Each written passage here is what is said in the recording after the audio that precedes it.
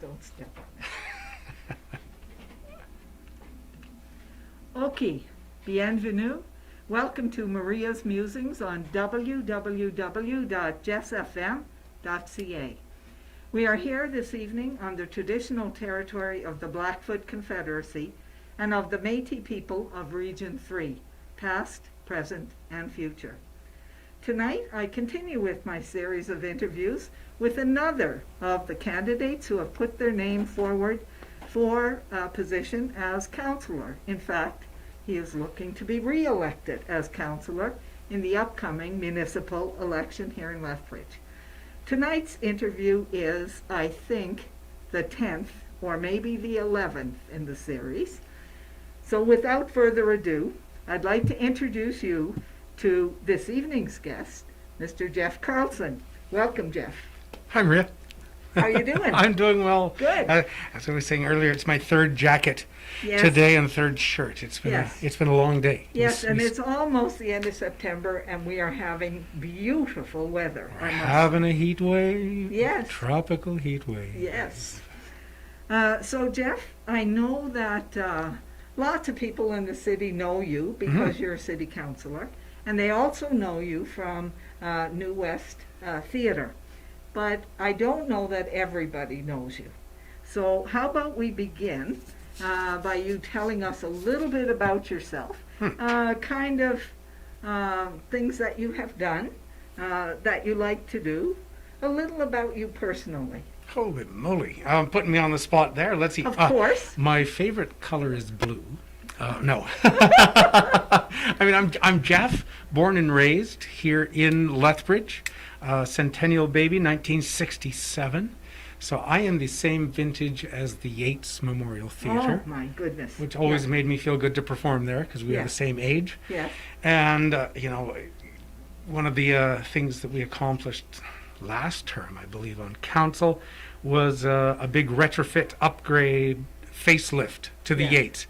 And I looked myself in the mirror the other day. I went, I think I need a facelift and upgrade about now because we are the same age. Yeah. But yeah, born and raised here in Lethbridge. Let's see. I'm going to go way back. Lakeview Elementary, Gilbert Patterson Middle School, LCI U of L. That was my path. And then, started with Great West Theatre out in Fort Macleod. We moved into Lethbridge as New West Theatre. Then we expanded into Kelowna and Victoria, doing a touring show and companies out there.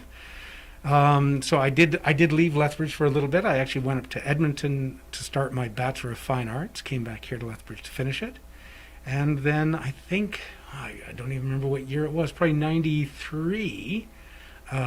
We closed up the company out in Vancouver, and I moved back to Lethbridge for 2 weeks. Yes. I was going to be here for 2 weeks. Okay. And then move on to make my fame and fortune in Toronto.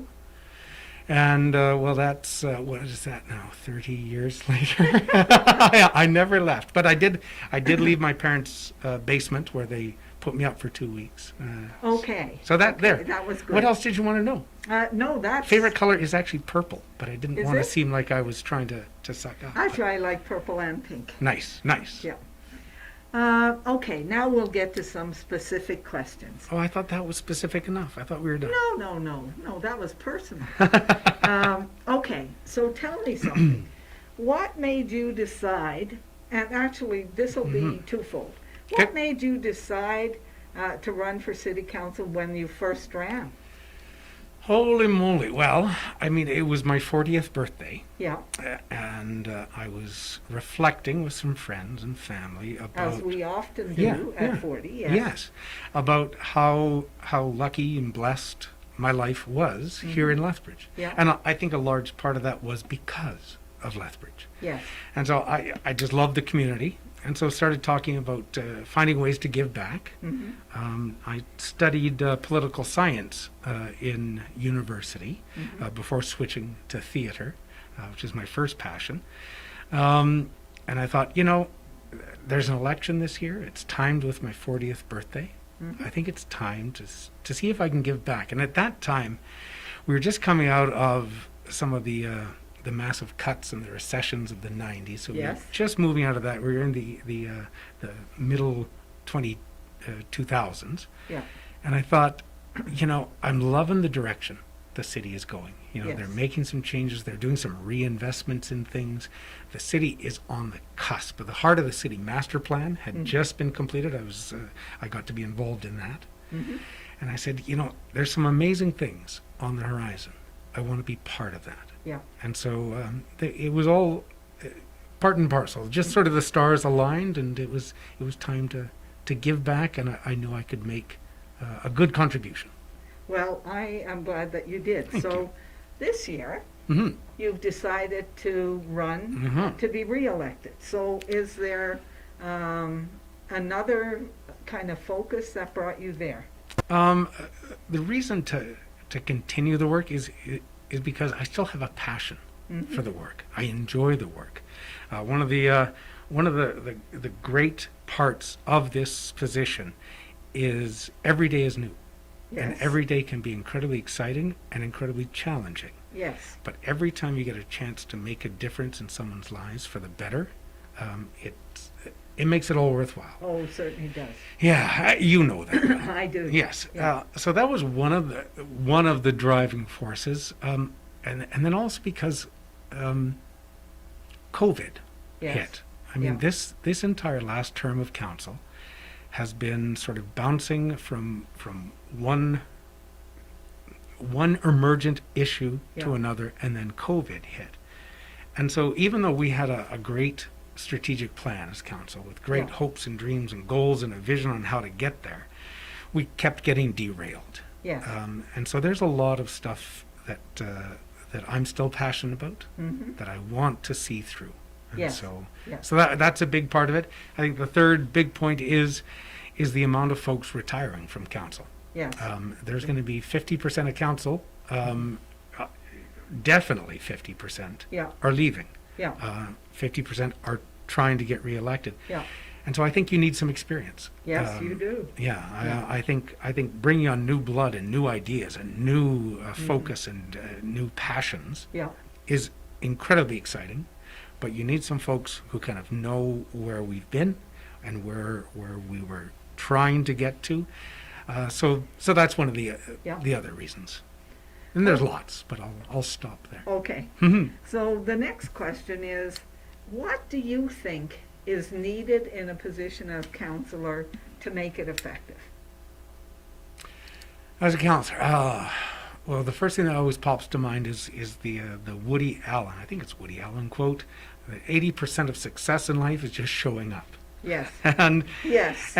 you can check people's attendance records to see how successful they've been on council. Yes. But Yes. so I think that's a big part. Is you need to have the time commitment, Mhm. and you need to have that dedication. That's hugely important. I think having just an inquisitive mind, Mm-hmm. always wanting to learn more. Yeah. And to learn how things could be different or better, to learn how people are doing things in different communities, Yeah. and I don't want to say steal from them, but Yeah. borrow their But great different ideas. perspectives always help to make it a better solution. 100%. Yeah. I think knowing the community, as I said, born and raised here. Yeah. You know the community. You know their values. You Yeah. know the makeup of the community, and so you know the right people to talk to. Yeah. You know how the community will respond to different things, and you know how to get things done. So I think that is really helpful and really important. And then I think, we talk a lot about it, but it doesn't get enough credit, is critical and careful thinking. Mm-hmm.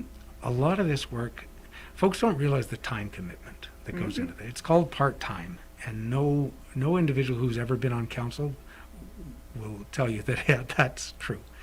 You've got to not just show up, but you've got to spend the time doing the research, meeting people, communicating with people, Yeah. and Committee think work. to which Committee work. committee work, all Yeah. sorts of things.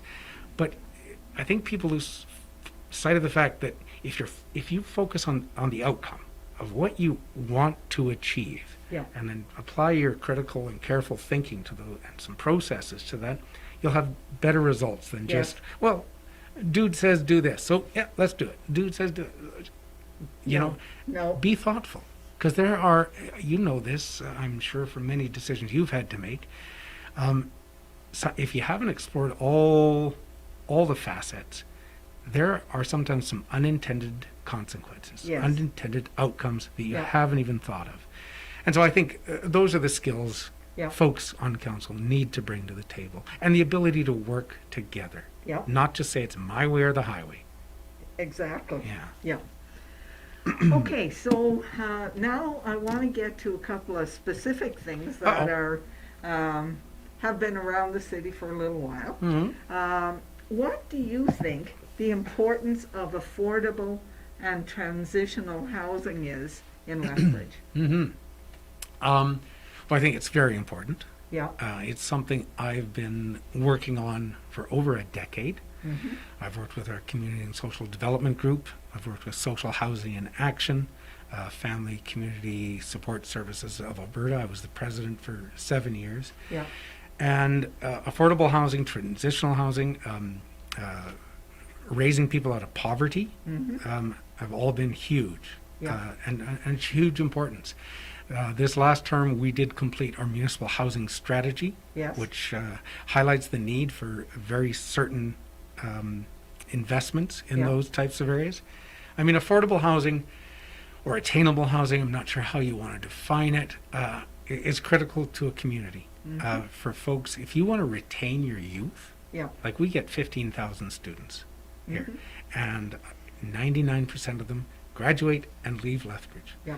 And you know, it's two factors. One, we've got to diversify the economy so that there are good, well-paying jobs, quality jobs Yeah. for these folks. And also you've got to give them the idea that they can work towards, if they desire. Some Yeah. folks never want to own a home, I get it. Yeah. But if you want to put down roots and stay in a place, they've got to have that ability. Yeah. So it's highly important. Transitional housing, it has been on our needs list for so long. Yeah. And sometimes we can even find the capital dollars to build these types of facilities Yeah. if we can't repurpose things that are already there. Yeah. But it's getting the folks to actually run them and run the program. So you need the ongoing sustainable funding for Yeah. that. But transitional housing is so important. You need So to. I will say, Oh, yeah. Safeway on the north side, just, Yep. you know, The Park it's Meadows? an empty space. Yep. It's been empty for Hmm. 4 years, 5 years Oh, now. even longer, I think. Yeah. Yeah, around Yeah. that. And why do we have an empty space like that when we have people that need housing? Something could be done. Something could be done. We Yeah. need someone to step up to the plate. Exactly. It's not, and the city's trying. Yeah. You know, we've put out calls for proposals, etc., and we just keep hoping somebody will come forward. The Mhm. problem is, it's the ongoing operational funding that Yeah. groups don't have access to. So, Yes. advocacy Yeah. to the provincial, federal government for those types of programs Yeah. is key. Because transitional housing, it's critical. Yeah. I mean, if people are trying to get out of situations and well, let's just say Make their lives better, commit Exactly. more to the community. Yeah. they need a safe place. Yes. And they need Yes. some supportive housing as well, Yeah. in some cases, to give them that leg up. So Yes. there's lots of different moving parts. The city can play some roles. Yes. You know, we can do zoning. We can try and work with our partners. We got a lot of good connections to use innovative use of space. You're talking Yes. the Safeway, Yeah. office space downtown. Yeah.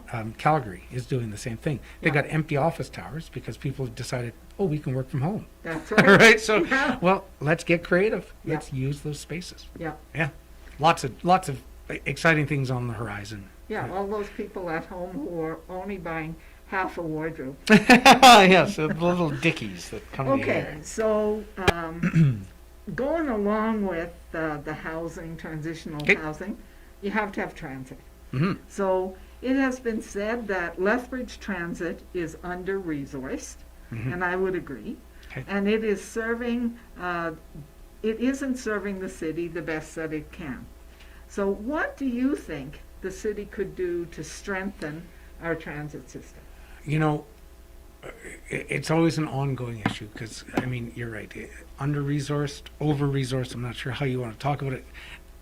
Transit is a loss leader type thing, but it is so integral Yep. to a good community. Yeah. People need to get around.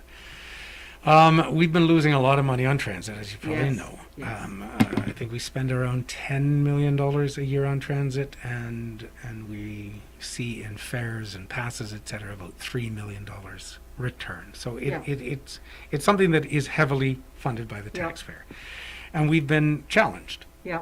by the taxpayer to say, find better ways. And so Yeah. our new transit manager is trying to find better ways. Yeah. And I should have a conversation with that person. oh yeah, Tim Yes. Sanderson, you should. Yes. He's come from away, as they say back east, Yes. and he's got Yes. lots of great ideas. Mhm. He's made a lot of changes. Some folks are very pleased. Yeah, and some people are aren't. very displeased, and Yeah. I get the calls. But I keep telling people, we're in transition. We're trying new things. We're trying to make it better.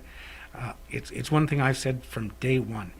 You need express routes in this city. Yeah. Like when I was trying to get from the university to my place in Agnes Davidson, Yeah. having to transfer, I wanted one bus that all it did was Yeah. run across the river, because that's the biggest challenge we That's have in right. our community is Yeah. the big ditch Yeah. in the middle of it.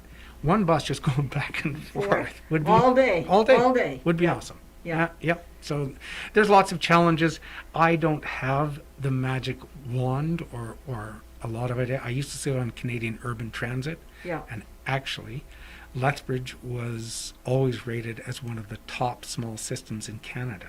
Yeah. So we know we're doing some things very, very well, Yeah. but we can always do better. So it's all about continuous improvement. Yeah.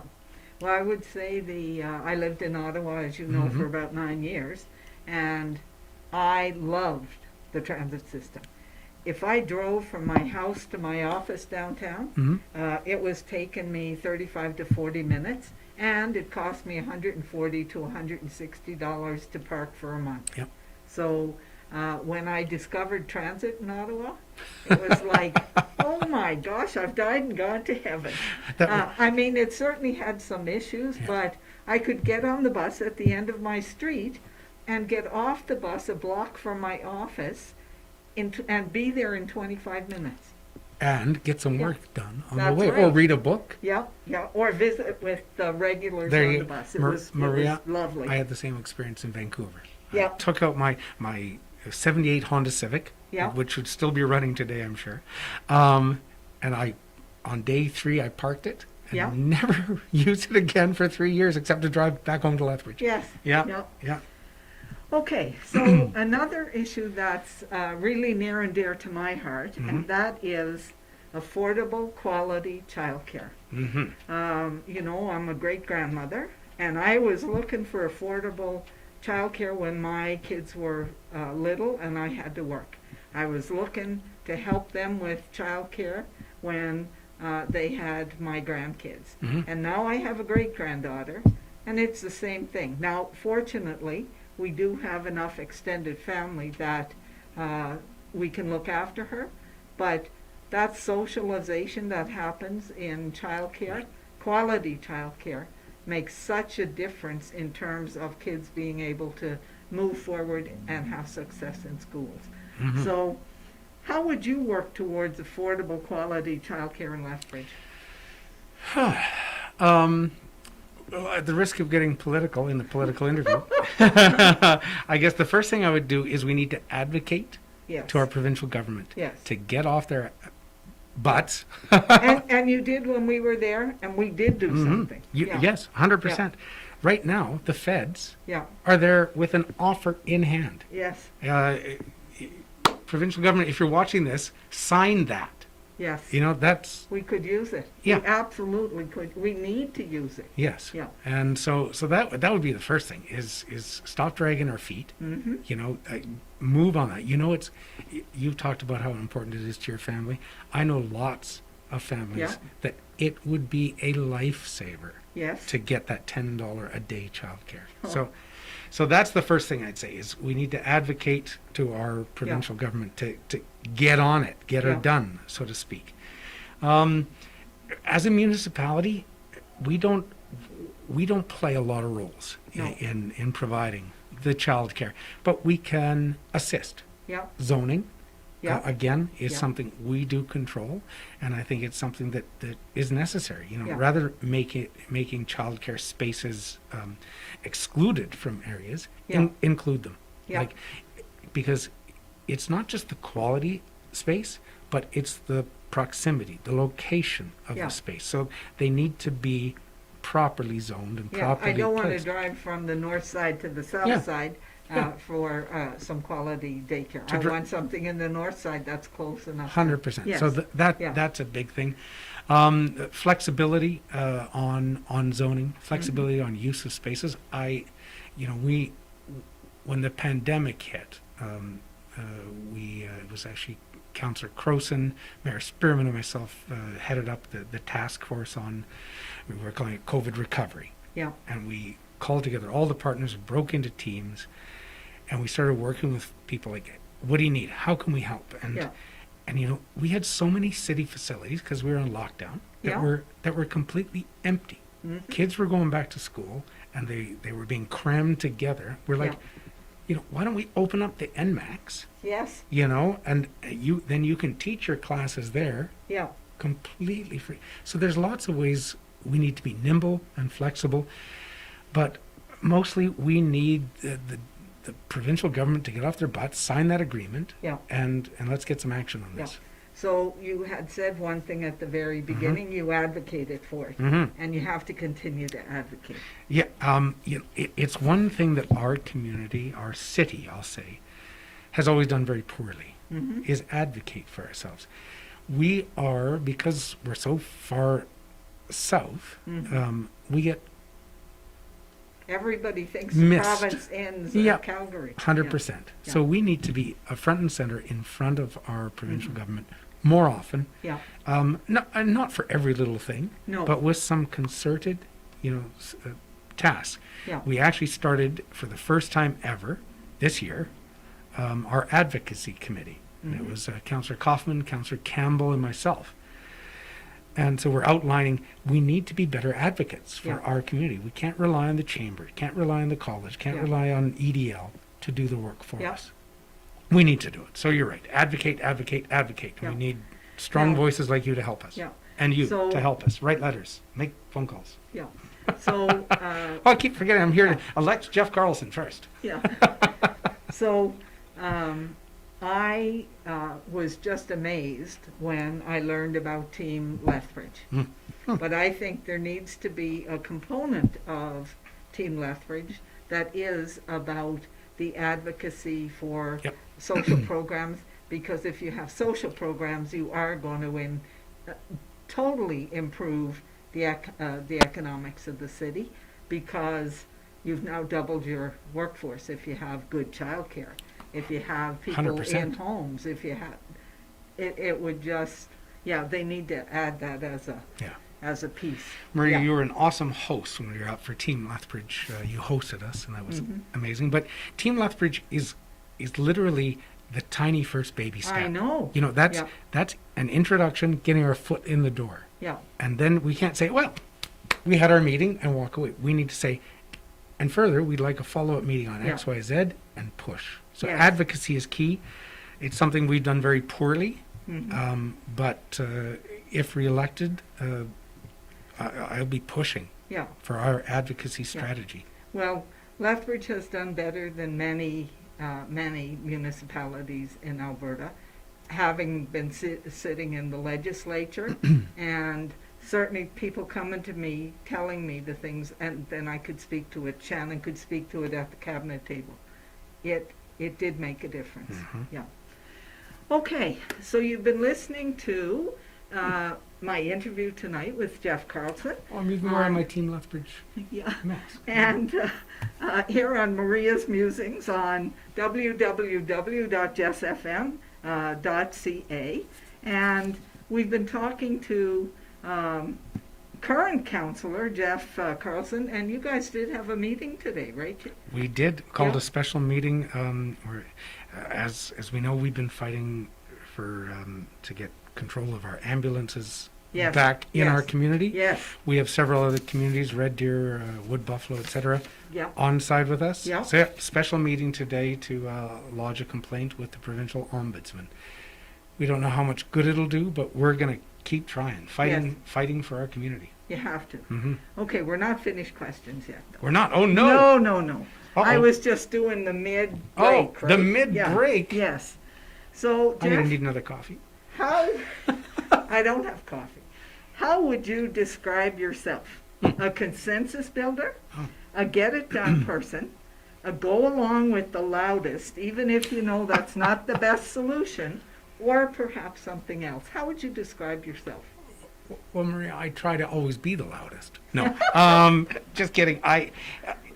This is a fun question because when I was running New West, Yeah. it's a whole different world. People always say we need business people running the city. They're two completely different worlds. Yeah. You can have business principles and Yeah. values that translate, Mm-hmm. but when I was in business, if I wanted something done, I did it. Got it Yeah. done. Said Yeah. it's happening.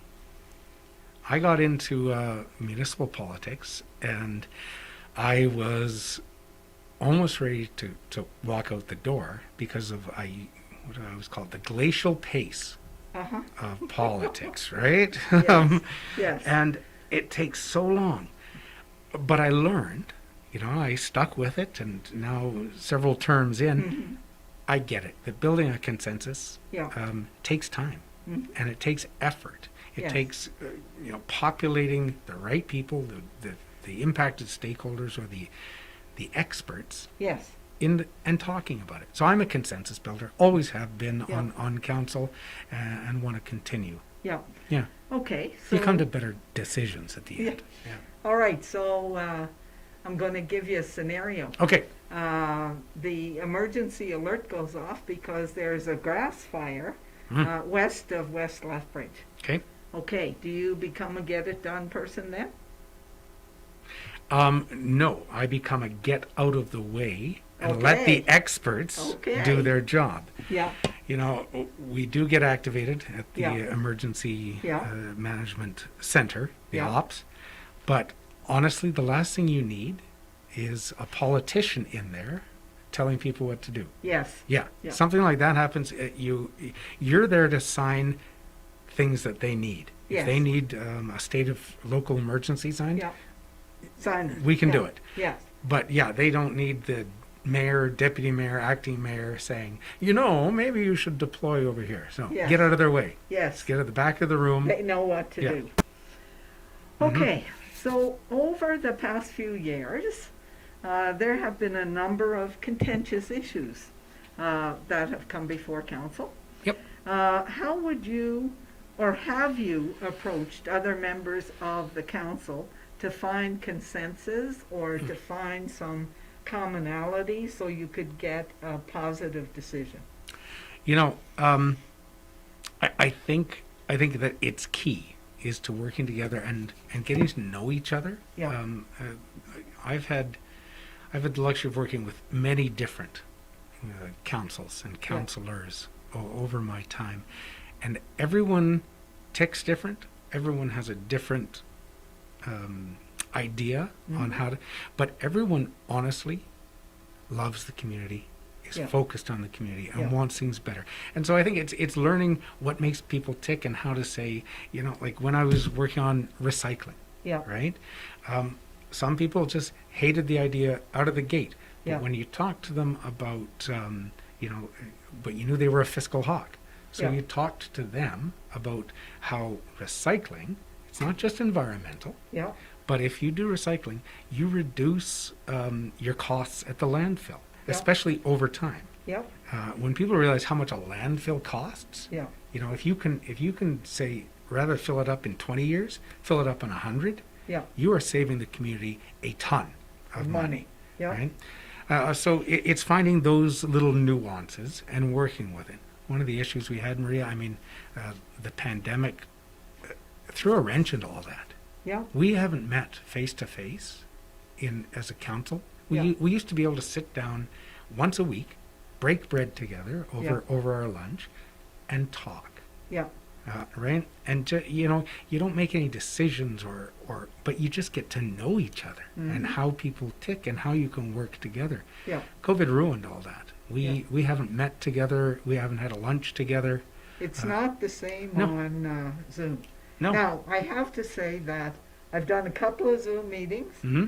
and the plan beforehand was you had to come with a lunch and describe that lunch to everybody. Oh. And you were going to have a lunch and you were going to have a conversation before the meeting happens.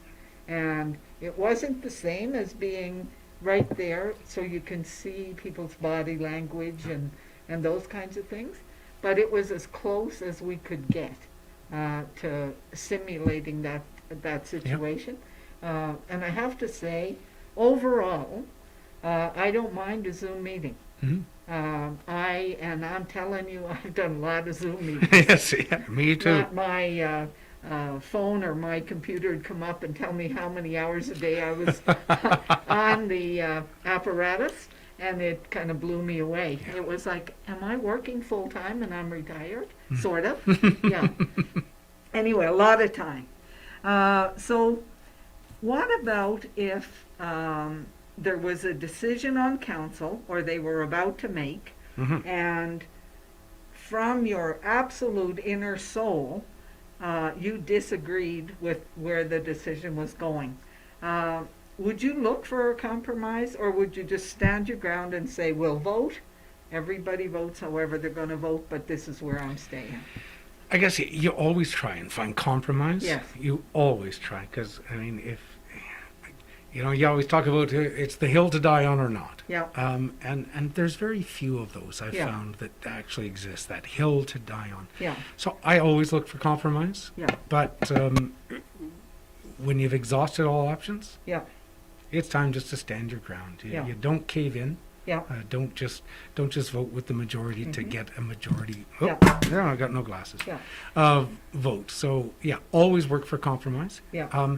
One of the things that council is slow to realize is that we can take time, Yeah. and we've done it much more. Where Yeah. where at the last moment we will just motion to table, Yeah. motion to postpone. These classes magically floated up to me. This is amazing.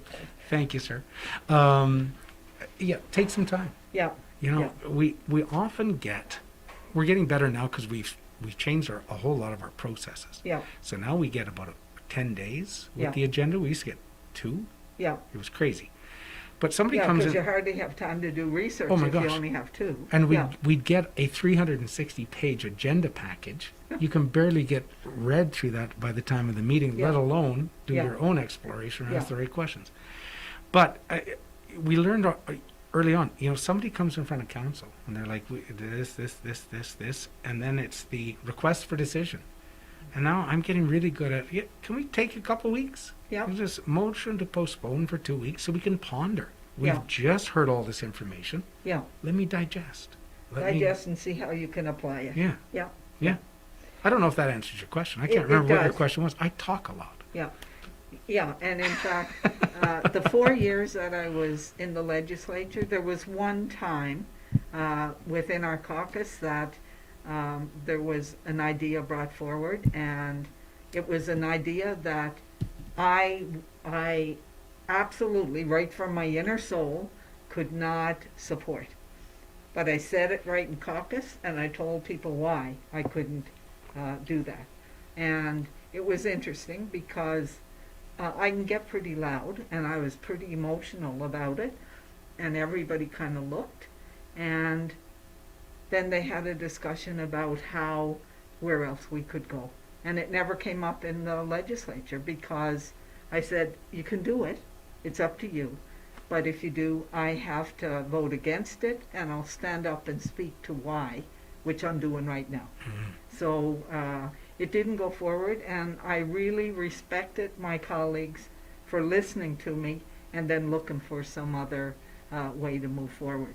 So, and I've seen that happen in the council. Yeah, and I appreciate that respect they would give Yeah. you, even if it's just to take some time to consider. Yeah. And we have, most of the time, we do that to each other. Yeah. If Yeah. if even 1 or 2 people is saying, I need some time, Yeah. you're like, I'll give you time. Yeah. You know, almost nothing. Sometimes there are things that come up that we You need have to make yeah. a decision quickly. But Yeah. 99% of the time, Yeah. 2 weeks, a month is not going to Not make going to or make break a it. big difference. Yeah. Yeah. Okay. So now You've got I'm gonna, more questions? Good heavens. All right. Okay. So and in fact, I asked this of counselors or prospective counselors today. Why do you think our citizens should vote for you?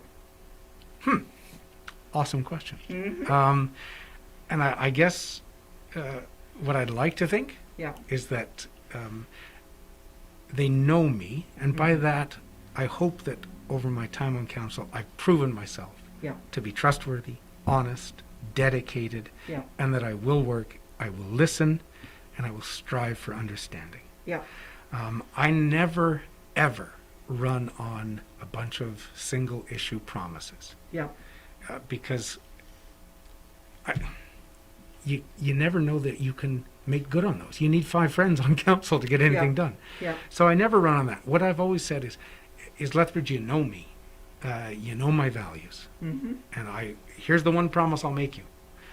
I will bring the set of values that I described to every decision I make. And I'll include thinking about people in every decision I make. And so that's why I hope people will know that I've worked hard for them. I hope I've earned their trust, and that they'll continue to show that trust in me going forward. It's a good answer. It's an honest answer, and I appreciate that. That's the answer you gave me, because for me, that's the kind of answer that makes a difference. Yeah. Good answer. Okay, so now, what is your final message that you would like to leave with the voters? And this is the point where you have to convince the voters that they need to vote for you. Well, Maria, I won't take any more of folks' time because I think we've had a great discussion. Yeah. And I hope I've shown myself to be who I am, who you've seen the last several terms on council. And I hope you'll support me and give me a mandate going forward. I promise to work hard on your behalf and include you in every decision I make. So please vote Carlson, and together we can continue to build Lethbridge as the best city to live, work, play, and grow. Thanks. Thank you. So this is kind of the end of this show for tonight. However, I'm doing another segment right after. So I have to get the heck out of here, is what you're saying. Well, you're going to have to go quick because the mayor is coming in to do some reflection. Then I'm definitely out of here quick. To do some reflection on the time that he's been the mayor in Lethbridge. Nice. And in fact, I don't have any questions written down. We're going to have a conversation like you and I have had. I love this conversation. It was awesome. Thank you. So I really thank you for being here, and I wish you the very best in the election. Thank you.